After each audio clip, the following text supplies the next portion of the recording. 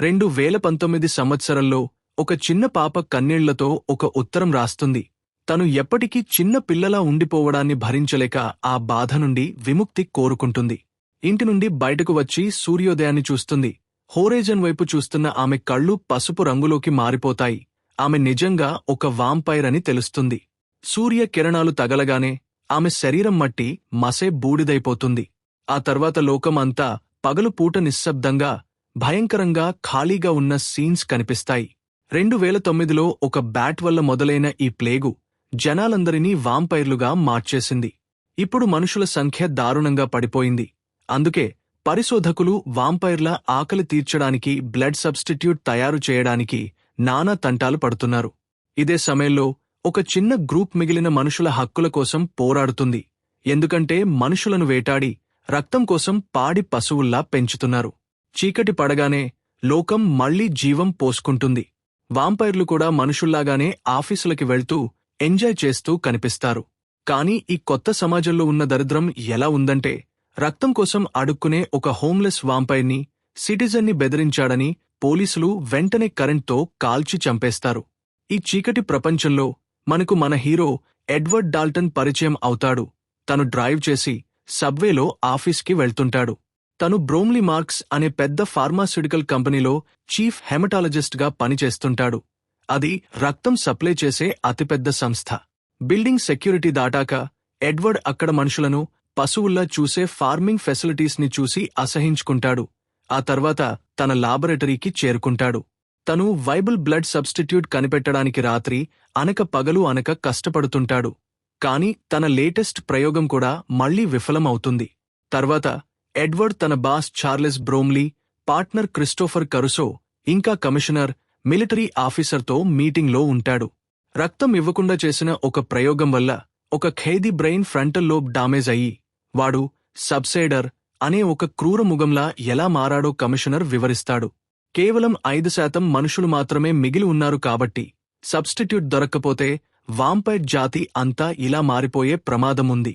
Meeting తర్వాత బ్రోమ్లీ ఎడ్వర్డ్ని తన క్యాబిన్కి తీసుకెళ్లి పర్సనల్గా మాట్లాడతాడు. వాంపైర్గా మారడం వల్ల తన క్యాన్సర్ తగ్గిందని, కాని తన కూతురు మాత్రం మారడానికి ఒప్పుకోకుండా పారిపోయిందని చెప్తాడు. తనకి మనుషులంటే జాలి ఉందని నటిస్తూ మిగిలిన వారి ప్రాణాలు కాపాడాలంటే మనం సబ్స్టిట్యూట్ టెస్టింగ్ని ఇంకా స్పీడ్గా చేయాలి అని ఎడ్వర్డ్ని ఒత్తిడి చేస్తాడు. ల్యాబ్లో క్రిస్టోఫర్తో ఎడ్వర్డ్ దీని గురించి చర్చిస్తాడు. కోతిపై ప్రయోగం సక్సెస్ అయింది కాబట్టి మనుషులపై ట్రయల్స్ చేయడానికి టైం వచ్చిందని క్రిస్టోఫర్ ఒప్పిస్తాడు. బ్రోమ్లీ ముందు ఎడ్వర్డ్ ఆ సబ్స్టిట్యూట్ని ఒక వాలంటీర్ సోల్జర్కి ఎక్కిస్తాడు.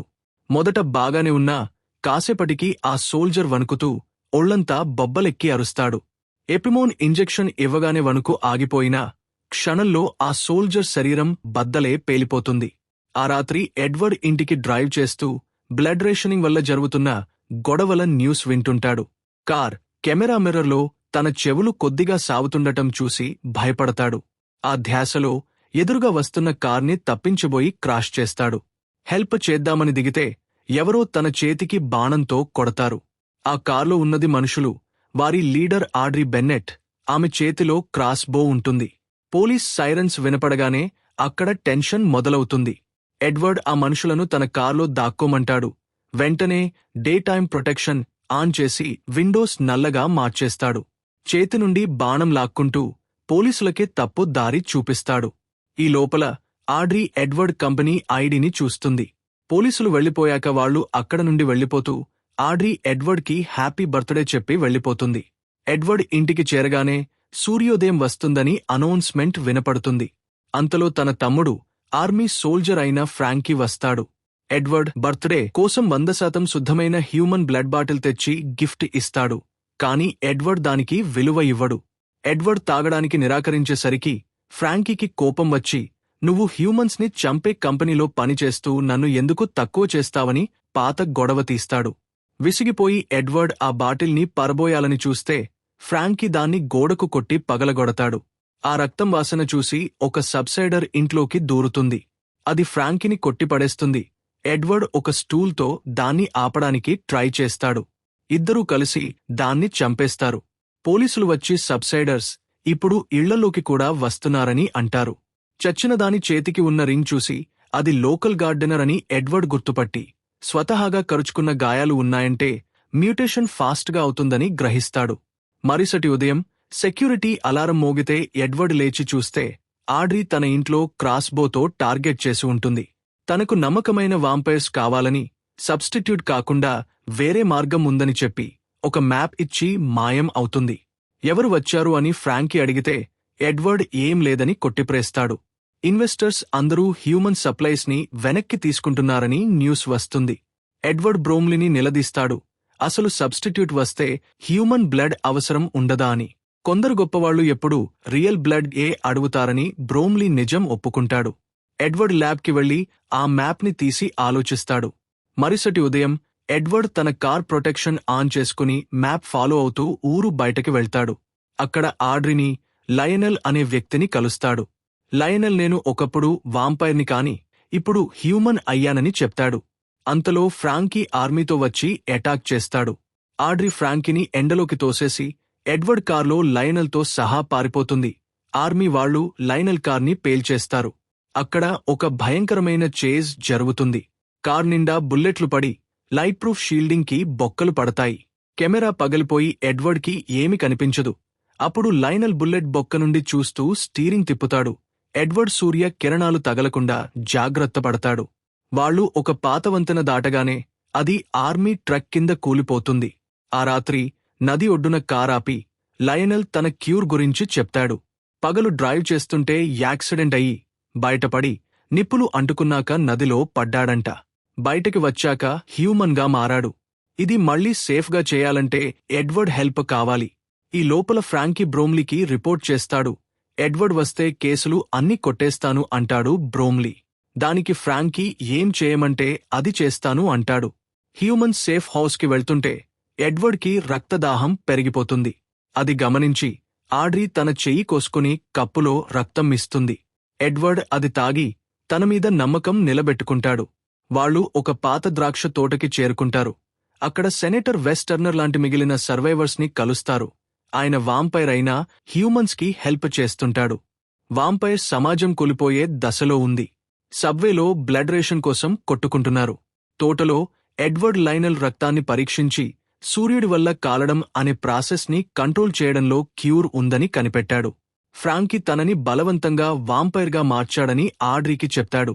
అక్కడ ఉన్న పెద్ద ఎయిర్ టైట్ ట్యాంక్స్ ని చూసి వాటిని ప్రయోగం కోసం వాడొచ్చు అని ఐడియా వస్తుంది. కాపాడిన మనుషుల కాన్వాయ్ని బ్రోమ్లీ కూతురు అలిసన్తో సహా ఫ్రాంకీ ఆర్మీ పట్టుకుంటుంది. అలిసన్ దొరికే ముందు తోటకి రేడియో చేయడం వల్ల ఫ్రాంకీ లొకేషన్ ట్రాక్ చేస్తాడు. అందరూ అక్కడ నుండి పారిపోవాలని ఆర్డర్ ఇస్తారు. కాని ఎడ్వర్డ్, ఆడ్రీ, లయనల్ మాత్రం క్యూర్ ట్రై చేయడానికి అక్కడే ఉండిపోతారు. అలిసన్ తన తండ్రి ఆఫీసులో మెలకువ వచ్చి ఫ్రెండ్స్ ని వదిలేయమని బ్రతిమాలుతుంది. బ్రోమ్లీ ఆమెను హగ్ చేసుకుంటే ఆమె కత్తితో పొడుస్తుంది. ఆమె పారిపోతుంటే సోల్జర్ కొట్టిపడేస్తాడు. మరుసటి ఉదయం తోటలో ప్రయోగం మొదలు పెడతారు. ఎడ్వర్డ్ ని ట్యాంక్లో పెట్టి కాసేపు సూర్యుడికి ఎక్స్పోజ్ చేసి నిప్పులు అంటుకోగానే ట్యాంక్ లోపల గాలి తీసేసి ఆర్పేస్తారు. 2 సార్లు ఫెయిల్ అయినా మూడోసారి సక్సెస్ అయ్యి ఎడ్వర్డ్ మళ్లీ మనిషిగా మారతాడు. ఆనందం ఎక్కువసేపు నిలవదు. ఆర్మీ వాళ్లు అటాక్ చేస్తారు. ముగ్గురు ఒక వైన్ బారెల్లో దాక్కుంటారు. గాయపడిన బ్రోమ్లీ అలిసన్ని వాంపైర్గా మార్చమని ఫ్రాంకీకి ఆర్డర్ ఇస్తాడు. దాక్కున్న ఎడ్వర్డ్ చాలా ఏళ్లాక మొదటిసారి ఎండని ఫీల్ అవుతాడు. కంపెనీలో అలిసన్ రక్తం తాగకుండా తన శరీరాన్ని తానే కొరుక్కుంటూ సబ్సైడర్గా మారుతూ బ్రోమ్లీ పైన దాడి చేస్తుంది. సోల్జర్స్ ఆమెను లాక్కుని పోతారు. సబ్సైడర్స్ పెరిగిపోవడంతో మార్షల్లా పెడతారు. ముగ్గురు సెనేటర్ ఇంటికి వెళ్తే అందరూ చచ్చిపోతారు. వేరే హెల్ప్ ఉందని ఎడ్వర్డ్ అంటాడు. అలిసన్ని ఎండలో పెట్టి చంపడం చూసి ఫ్రాంకీ బాగా మారిపోతాడు. వీళ్లు క్రిస్టోఫర్ని కలిసి క్యూర్ ఉందని చెప్తారు. కాని క్రిస్టోఫర్ ఫోన్ మాట్లాడుతూ బ్రోమ్లీకి వీళ్ల మాటలు వినిపించి మోసం చేస్తాడు. ఆర్మీ అటాక్ చేస్తుంది. ఆడ్రీ దొరుకుతుంది. కాని ఎడ్వర్డ్, లయనల్ టన్నెల్స్ ద్వారా పారిపోతారు. గ్యారేజ్లో దాక్కుంటే ఒక సబ్సైడర్ దాడి చేస్తుంది. ఫ్రాంకీ వచ్చి దాన్ని చంపేస్తాడు. తన అన్న మనిషి అయ్యాడని చూసి నిన్ను కాపాడటానికే అలా చేశాను అని ఏడుస్తాడు. దాహంతో లయనల్ని కొరుకుతాడు. కాని లయనల్ రక్తం తాగగానే ఫ్రాంకీ కూడా మనిషిగా మారిపోతాడు. క్యూర్ అయిన వాంపైర్ రక్తం తాగితే వేరే వాంపైర్స్ కూడా క్యూర్ అవుతారని ఎడ్వర్డ్కి అర్థమవుతుంది. ఎడ్వర్డ్ బ్రోమ్లీ మార్క్స్ బిల్డింగ్కి వెళ్లి సరెండర్ అవుతాడు. ఆడ్రీ రక్తం తాగుతున్న బ్రోమ్లీ దగ్గరికి తీసుకెళ్తారు. నేను మళ్లీ వాంపైర్ అవ్వాలి అనుకుంటున్నా అని ఎడ్వర్డ్ నటిస్తాడు. కోపంతో బ్రోమ్లీ ఎడ్వర్డ్ని కొరుకుతాడు. వెంటనే బ్రోమ్లీ మనిషిగా మారిపోతాడు.